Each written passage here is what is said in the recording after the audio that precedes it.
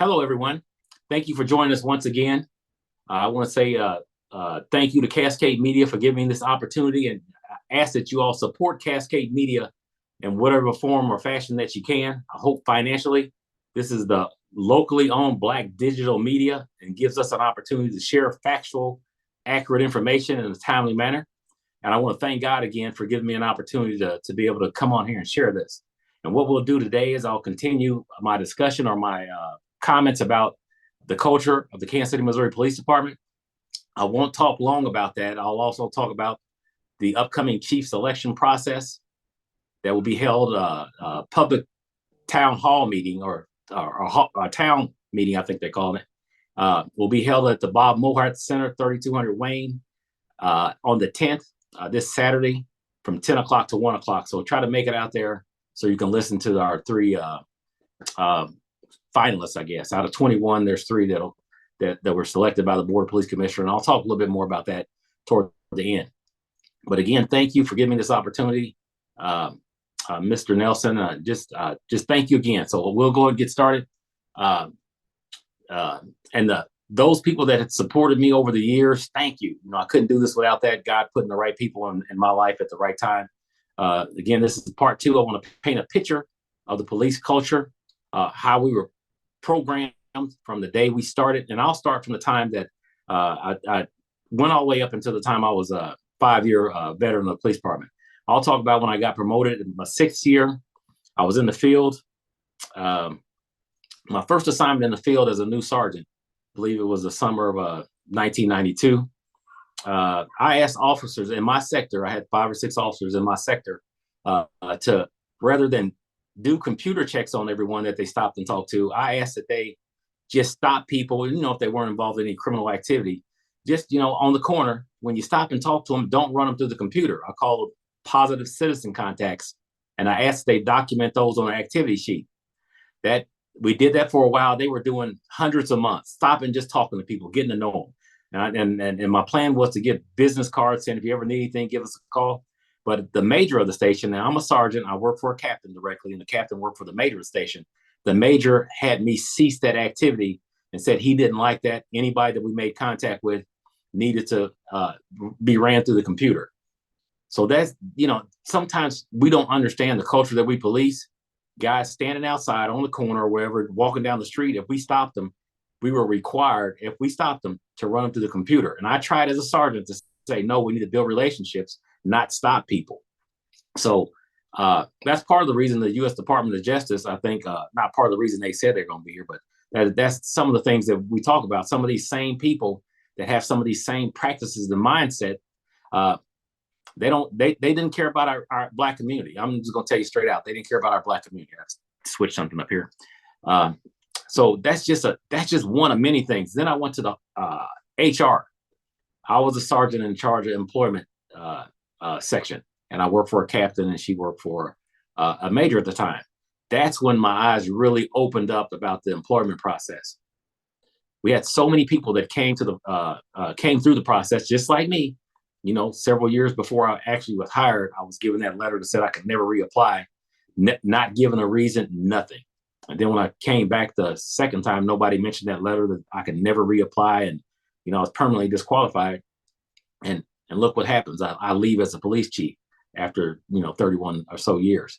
So and I can tell you some more examples where when I was there and approving applications in the process, the background investigators would investigate. The file would come to me, it would go to a captain and then the major. I saw the discrepancies there. I saw the biases there. And thank God, and I give credit to retired Chief Easley. He was the major there for the majority of my time. Another guy came after that. But I could go to him and say, why, I just have a question. This white guy was allowed to go to the academy and this guy wasn't. And he would change his mind sometimes. But I wasn't always there. And like I said, I only stayed there about 18 months. Something happened where there was a process. I didn't agree with it. I made it known, and they were basically trying to cheat. They had a background investigator process. We had no Blacks on the list, none put in for it. So they came to me and said, just add him to the list. I said, nope, that was wrong. And I got transferred out shortly thereafter. And the guy that they wanted me to put on the list, he ended up getting fired for stealing. So those little things that, if you don't go along with them, whether it's trying to, you know, they wanted to act like they were being fair, so we needed a black background investigator. And my deal was, we need somebody that's fair. We need somebody to actually put in for the process. We just can't add people without interviewing them. So that just, again, shows you kind of what the culture is. And I'm not going to go through just a whole bunch of detailed bad things, because I'll get to some good things too. Let me look real quick. When I was a new captain, I worked with two other captains. You know, it's 24-hour shifts, a 24-hour operation, and 8-hour shifts. Those two captains were told they can do whatever they wanted to do with their watch. I was told, make sure you check with me before you make any decisions. And I've never had a problem with my decisions. I've always been confident, always had good evaluations. Then when I was a captain, I had a deputy chief actually cussed me, and I left his office, and he targeted me for months. And I won't go into detail because I'd like to be able to share some of that with the Department of Justice. He's targeted me for months, and people found out about it and said, be careful, he might be the next chief. Nobody tried to stop him. He targeted me and just kept going. When I was a major, we went to a unit to pray for a Black female. It was 8 of us. They labeled us the Gang of 8 because we went over to pray, and the chief at the time, it was before Corwin, he called me in his office and said, why didn't you take her around to the back and pray? Because some people were intimidating. Now, they pray at board meetings, they pray when they want to pray, but when we go and pray for somebody that's hurting, they had a problem with that.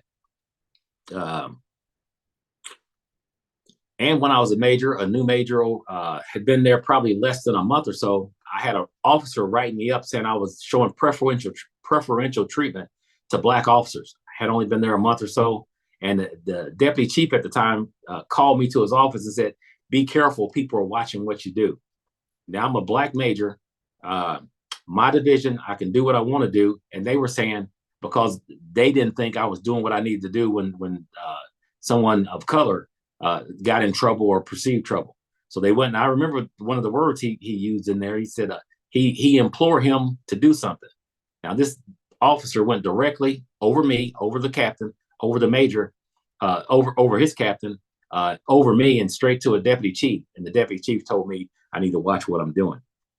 When I was a deputy chief, and I'll be closing pretty soon on this. When I was deputy chief, I went on a Saturday morning. I was going to meet a grandmother and her 2 grandkids. I wanted to talk to the grandsons about, being honest and doing the right thing because they were having some issues, and she was basically raising them. Went in on a Saturday morning. I had a deputy chief going through my desk drawer, and I'm painting a picture. I'm trying to paint just a big picture of kind of what you all are dealing with. This is what some of us deal with. And mine, things I'm telling you, not really bad. I've seen some people go through a lot worse. Mine, I'm not complaining. I've learned from a lot of things here, but I'm just telling you, kind of paint a picture. The things happen to me. These are people in positions of power throughout my career, where there's been a patrol person, a sergeant, captain, major, whatever. They're in positions of power. So these are the same people that making the rules and regulations to interact with other segments of the community.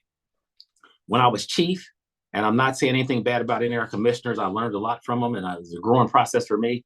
I had 5 people to do my evaluation. 5. And sometimes the evaluation was contradictory. Somebody would say, well, he's not in the office enough. And somebody else would say, he's in the office too much. And I say, who put this in there? I need to talk to you about it. Nobody would tell me who put what in there. I mean, I'm chief of police, and I'm still going through this stuff. And I'm saying, who put this in here? Well, it doesn't matter.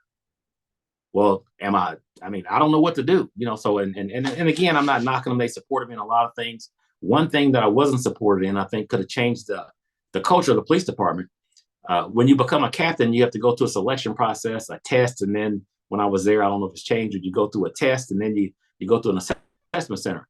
I wanted, as the chief, to be able to pick my managers, which is a captain. And you automatically, and it's been like that for years, you get to pick your majors and deputy chiefs. But I'm thinking, if I can pick the captains, I can start changing the way this thing works, not just get the good test takers. But the collective bargaining group got to some of the commissioners, and they said, no, I couldn't do that. So I think that's one of the reasons that we have a lot of problems we do on the police department. That's something that hadn't changed over the years. Now I'm going to talk about some of the good things we do. Well, let me just tell you real quick about the Department of Justice. Department of Justice Civil Rights Division, I believe in September, notified the police department of their intent to investigate a bunch of things. And let me read it to you real quick. I don't want to paraphrase anything. I want to make sure I give you the right thing. the accurate information. Investigators will be looking into allegations involving race-based disparities in hiring. Told you that about me. And if you look at the pictures, we always brag about, or they always brag about, I'm still part of them, I feel like. They brag about how diverse the academy classes are. But what I asked you to do, look 2 years from that academy class and find out how many people are still there. Look and find out how many of those people retire. You go back and look. And I really have a lot of respect for those people of color that came before me. I can't imagine coming on in the 60s or the 70s, because some of the things that I faced as a black male in a white male dominated field, and it's like that in most of the police departments around the metro area, probably the Midwest, not just the metro area. So, and I'll go to some of the good things that they do too. Most people in law enforcement are law abiding. They care. They're here to serve. They want to do the right thing. But then you have a group that think they can do what they want to do and they can run rogue, like some of the examples that was given to you by me. Let me finish this real quick. Allegations involving race-based disparities in hiring, promotions, detective assignments. What I found early on, the places we could go on the police department, they would put somebody in personnel, and they normally have somebody of color, whether it be the sergeant, captain, or major. And then in homicide, they would normally have somebody of color. And then when they had drug enforcement, that unit that was started, or they beefed it up, probably when I went in 88, 89, they were looking for a lot of blacks to go then. They didn't care how much time you had on. If you were on probation or whatever, you could go there. But some of these other assignments, internal affairs, that was hard to get into. And some of those other prime positions were hard to get into. Disciplining officers, and that's real. Back when I was, I believe, a major, there was a study conducted, and it showed that black males were disciplined at twice the rate of white males. Nobody can find the study now. I read it. I remember seeing it, but I don't think anybody can locate it now. And maintaining a hostile work environment. And I told you about when the deputy chief cussed at me. I left his office and he just came after me. He wouldn't stop, and nobody else would say anything because they were saying they thought he was going to be the next chief. Now, let me tell you real quick about some of the good things that staff has done, continue to do.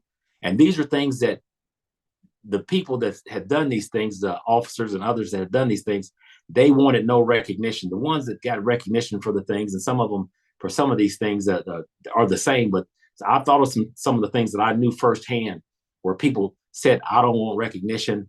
This is not about me, being on social media or getting an article with the newspaper, whatever back then. These are some of the things, the good deeds. I've seen numerous employees purchase groceries, pay full or partial rent. This is real. I've seen, and they don't want anything for it. They don't even want to write up for it.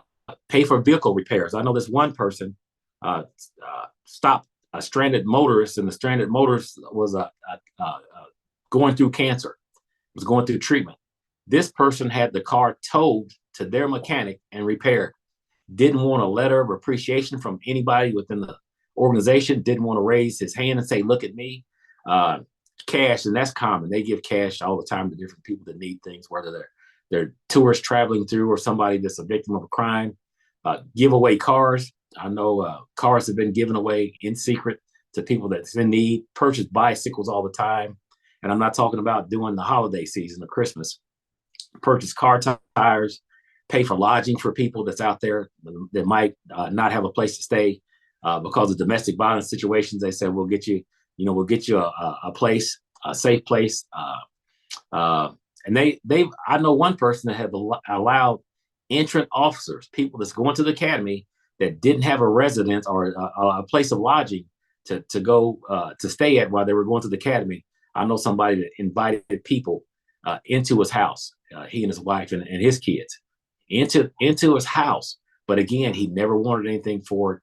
And so I'm telling you, that's what we deal with. But again, I'm trying to paint a picture, not a negative picture, just a picture of some of the programming that goes on in the police department. And at one point, when we talked about diversity training, we had some training where they talked about tolerance, and then that went away after a while. Everybody had to go through that training about tolerance, and they said, oh no, that's not good. So I'm not real big on best practices. I'll look at them, but I'm looking at what's best for us.